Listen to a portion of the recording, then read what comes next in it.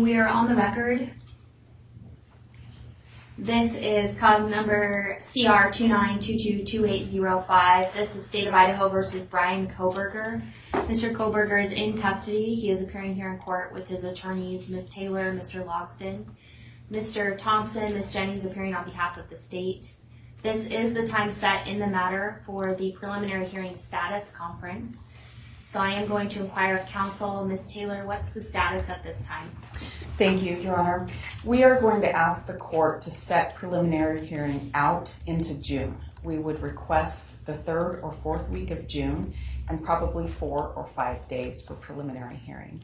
Mr. Kohberger understands his right to a timely preliminary hearing, and he's willing to waive the timeliness to allow us time to obtain discovery in this case and be prepared. And Mr. Thompson, are you in agreement with that? The state has no objection to that, Your Honor. Ms. Taylor reached out to us by email yesterday with her proposal. On reflection, the state's calendar would be better in the month of July, but we will make the end of June work if that's the court's preference. Right. And I haven't had a chance to talk to Ms. Taylor about that. I'm sorry, I know that's last minute. That's okay.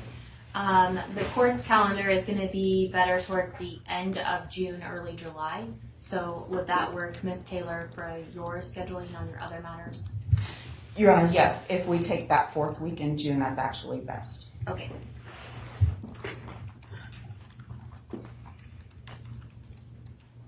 So, Mr. Kohberger, I need to speak to you for a moment then. Sir, you do understand, and Ms. Taylor has represented here, that she's advised you of your right to have, or fully discussed with you the right that you have, which is to have your preliminary hearing within 14 days of the date that you initially appeared before this court. As you recall, when I advised you of your rights, that hearing is a probable cause hearing where the state has to establish that more likely than not, these felony offenses were committed and you were the one that committed the felony offenses. If you waive your right to a speedy preliminary hearing, it does not mean that you're giving up your right to have a preliminary hearing. It simply means that you would not be able to come back and challenge that the state did not present probable cause within 14 days. Do you understand? Yes. Have you had enough time to speak with Ms. Taylor about your decision to waive your right to a speedy preliminary hearing? Yes. Do you need any additional time to do so? No. Then I will ask at this time, as to the 5 felony counts that were charged in the criminal complaint that was filed on December 29th of 2022, are you waiving your right to a speedy preliminary hearing and agreeing that that hearing can be held outside the 14-day period? Yes. And Ms. Taylor, do you concur with his waiver? I do, Your Honor. Thank you. I will find your waiver of speedy preliminary hearing is knowing, intelligently, voluntarily entered here in open court with the assistance of counsel. We will go ahead and set the matter for preliminary hearing.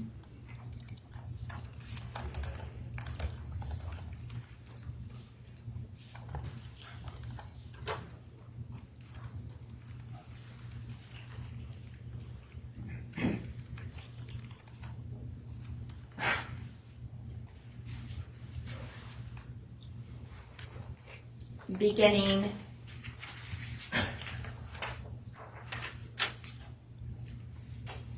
Monday, June 26th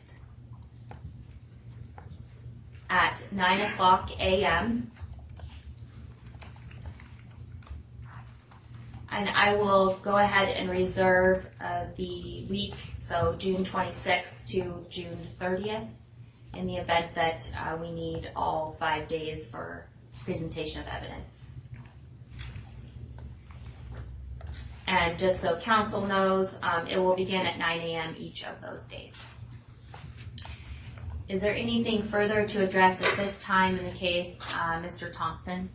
Not from the state's perspective, Your Honor, no. All right. Or Ms. Taylor? No, Your Honor. Thank you. Okay.